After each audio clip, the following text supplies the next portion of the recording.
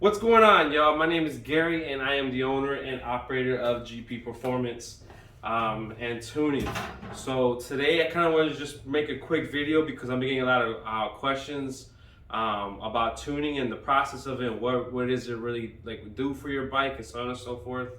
So I kind of just want to break that down real quick and just kind of explain to you guys what is the benefits of actually getting a dyno tune compared to a flash tune. Okay. So a dyno tune is just when I take your bike and I go ahead and I put it in the dyno and I put an AFR gauge to it with air fuel AFR gauge, air fuel gauge, and I actually tune your bike for what it really is. Okay, so I'm seeing what the real AFR is at, like, say 5,000 RPMs with a wide open throttle. I can see if the bike is lean, I can see if the bike is rich, and I could go ahead and make those changes. And make sure that we're getting the best possible performance for your bike with the setup that you have on your bike. Okay, so there's no really guesswork. I'm going in there and I'm actually making these true changes to your bike that is specifically customized for your bike. Okay, now with the flash tune from somebody else. Pretty much what it is that it was somebody that went ahead, like, for example, this is 2018 Suzuki GSX-S1000. So if you have somebody that got one of these on a dyno, and this one actually has an M4 exhaust, but let's say like somebody has it that has their bike that has a Acro or a SC Projects or something, and that person, that flasher, actually tunes that bike to that bike specifics, right? And then what they do is they take it and they kind of make it into like a generic tune, off the shelf kind of tune. And when you go to somebody like that and you buy their tune, it's not really tailored and customized to your bike. Okay, so you might see a gain, you know what I mean? You might see a huge, a pretty decent gain, but is it the best possible gain you could possibly get? Probably not, you know what I mean? For you to really have the best possible gain, you really want a dyno tune. You want to put your bike on a dyno and tune it for what it is. Okay. Now, a lot of the times what these flashers do is that they'll go and they unrestrict your bike. So say, for example, most US bikes are restricted coming here into the US. So what these tuners do is that they go in there and they just remove all these restrictions. So for example, if you have a brand new bike and you go ahead and you open up the throttle 100%, you're cranking it, you might be thinking you're getting 100% out the bike, but in reality, I've seen bikes where they cut off 50% the throttle, they close the plate 50% because of the restrictions that the bike is on. So most tuners just go in there and remove all those restrictions. Once you do that, yeah, you do see a huge gain, like a really decent gain. But it's not the best gain that you could possibly get, like you could with the dyno tune. Okay.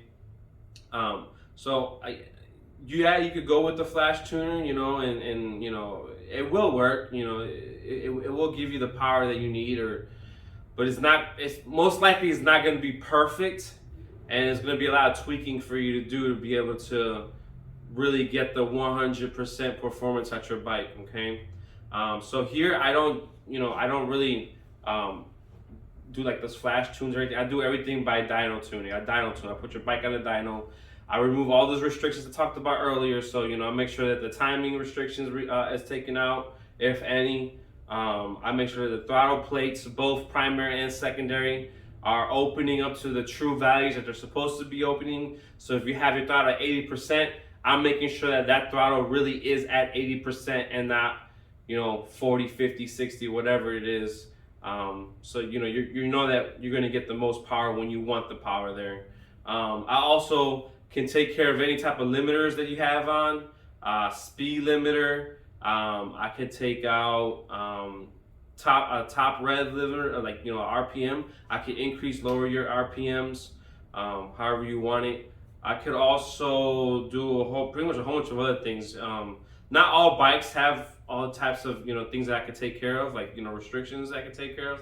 But most bikes have a pretty good amount of things that I can remove and make the bike more rider friendly, I guess you could say. I can lower and I can increase and lower your fan temps. So, you know, on a really hot day, you know, your fan might be coming on at like 210 degrees. You know, I can lower that. I can make it to where they come on at 195 degrees or so on, you know, whatever degrees you decide. So that the bike will stay cooler as you're riding it, you know, on a hot summer day, which is really awesome. And I could do, you know, pretty much, if, you know, if you're riding on the street and, you know, like if you have a bike that has a really bad tune, even if you're cruising, you kind of feel like the bike's kind of like jerking, like, I could go in there and smooth all that out, make sure that when you're just cruising down the street, you know, it's not jerking on you. It's gonna be smooth as glass, just like a Cadillac. You know, it's a motorcycle, but it's gonna ride like a Cadillac, nice and smooth. So I could take care of all that. And it's just like I said, a dyno tune is what you really want to make sure that you're getting the best performance out of your bike at that moment. Okay. So, like I said, I prefer dyno tunes, okay? Now, like I said, this is a 2018 GSX-S, that's always hard to say, 1000. It's a really, really cool bike. I actually, I'm not much of a naked, you know, rider, naked sports bike rider, but this bike has really touched my feelings, and I actually do like this bike. Unfortunately, I'm not able to test ride it because, you know, it's cold outside. It's 20-some degrees outside today. But, you know, hoping, you know, I can stay in contact with this customer, and in the summer, you know, I can ride it and test to see how good my tune is, which I know it's good. I know it's perfect. So it's a really nice bike. You have some tuners that they go out and, you know, they try to tune a bike in a day. I don't really do that. I kind of like to take my time, experiment, try different things out to make sure that I'm getting the best performance out of your bike. All right. So this one I actually had to order the harness for me to plug in my computer to. So it's been here for a few weeks now. You know, and plus the weather's been cold, and, you know, the owners just trying to figure out the right time to pick it up, which is okay. I don't mind that. But it's, you know, he's supposed to be picking it up soon, and you know, unfortunately he can't ride it again because of the weather. But I know that in the summer, when he decides to get on this thing, it's going to be a monster. I mean, it's going to be a monster of a bike. Turn this TV on real quick. So on this bike, it didn't really have too many restrictions. It had a second throttle plate restriction that was on it that I took care of. I pretty much, so second throttle is, you know, you got your primary throttle plates, and then you got a second throttle plate on top of that. On this bike, when you're going at 100 RP, when you were going at 100% throttle, the secondary throttle plates were only opening to 100 for maybe like 1500 RPMs, and then they will kind of shut down or like close up a bit. I think it was down to like 73% that they were closing to. So I made sure that when he actually opens up at 100, it's staying at 100, okay? Again, this restrictions that these bikes come with into the US from the manufacturers.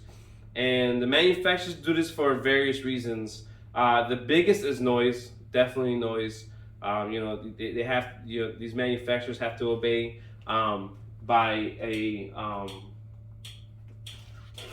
they have to obey by, you know, noise levels here in the US and the federal regulations for that. So they set it up to where these bikes are restricted so that they don't make a lot of noise if they're opening up a wide open throttle. So we removed that. He had a couple FI codes that are on. Again, I removed that also. What else do we remove? He has a full exhaust on this bike, which, yeah, that's what it has. It has an M4 full exhaust, stainless steel exhaust. I think stainless steel. Yeah, stainless steel exhaust all the way out to the side. And he has a couple other good. He has a power commander here, which I didn't tune the bike through the power commander. I put a zero map in it, and I actually just tuned it off the ECU because I wanted to make sure that it had none of those restrictions. Power commanders are cool. They're easy to work with. They're you know they're really good tuning devices. The problem is that with the Power Commander, I cannot remove the restrictions like I can if I tune the ECU. All right, and the ECU I could do a whole bunch of things that a Power Commander can't do. Power Commanders are really good for older bikes that don't have no restrictions for the most part. You know, if their throttles is a cable, like a cable throttle, you know, those are really good bike tuning devices to be able to tune those, because for the most part they really won't have any restrictions anyways. So he does have a Power Commander. He also had a Power Commander auto tune. I actually found that the auto tune wasn't helping. The auto tune was actually making things worse. So I probably could have fixed the auto tune for it to work right. But again, I was already going to tune it at the ECU. So what we're going to end up probably do is, if he doesn't take it out, it's really up to the customer. But he says that he wants to eventually run this bike at E85. So we're probably going to keep the auto tune in there, and probably going to put an E85 map in the future on a switch on the Power Commander. So pretty much the way that works is that, you know, on the E85 you probably need about 25-35% more fueling, give or take. I mean, that's just, you know, an estimate number. So we already know the ECU is putting out this amount of fuel. If he wants to go on E85, I'll just have the Power Commander add the extra fuel to compensate for E85. And then we'll just use the auto tune to make sure that it stays within those regulations on E80, you know, those parameters on E85. But that's a future thing. Right now we just tuned it on 93 pump gas, and it actually made a really good difference on the tune. So let me go ahead and show you guys the graph. I have it up. Okay, so that's hard. Let me stand up here. Okay, well, let's go to the computer. Probably be a lot easier on the computer. So this bike started with 147 horsepower. By the time I ended up finished tuning it, we made 155. Now I know that may not sound like much, but you can actually see the blue line is the 155. What we ended up with. You can actually see the power difference. Okay, so you know, say here at let me change this real quick. You know, here at 9,000 RPM, we went from 130 horsepower to 137. That's huge. That's like a really good number. This bike came out phenomenal. It just really did come out really good. You can see that it's pretty much smooth, and it just made power, you know, all the way from, you know, let's say down 5,400 RPMs all the way to the top, and it just kept on pushing. Now we also took this bike and I extended out the rev limiter. So he was, let's say, I think he was redlining at like 12,000 RPM, and now he's at 12,500 RPM. So I was able to push his RPM out a little bit longer, so you can, you know, push out better. So that's what this bike did. It made huge, beautiful gains, and I'm really happy with it. So here it is again, 2018 Suzuki GSX-S1000. And it sounds fucking amazing. It sounds amazing too. Actually, this is a cold start, so I'm gonna go ahead and do a cold start.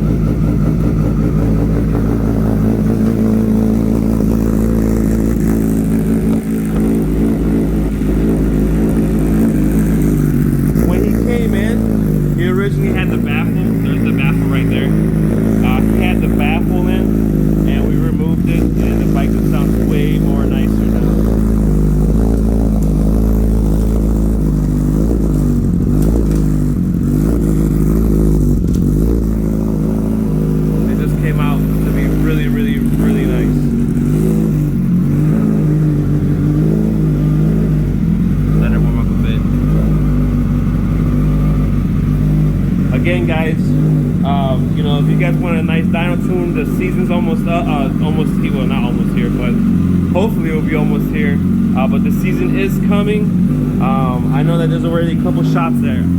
I've heard that already are backed up. I have a pretty open schedule right now, so get your bikes into me, so we can go ahead and take care of it for the summer, and you don't have a real long downtime. I know that as soon as this weather starts to break and we start warming up, you know, everybody's gonna want to be on their bikes, and nobody's gonna be wanting to be working on it. So again, you know, reach out to me so that we can go ahead and schedule you to get your bike tuned.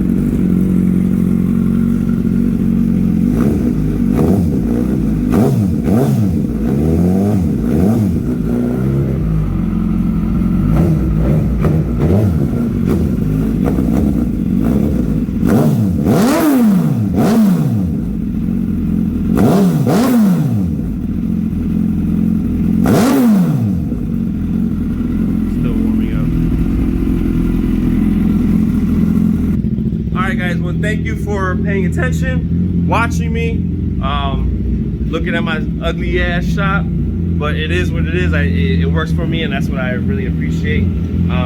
Again, guys, reach out to me, set up an appointment, and we'll get you guys tuned up, taken care of. All right. If you have any questions, please don't hesitate to reach out to me. Talk to me about it. We'll work on a plan or something, and we'll figure things out. Again, thank you. Go ahead and share. I'm gonna put this up on Facebook. I'm working on a Facebook page.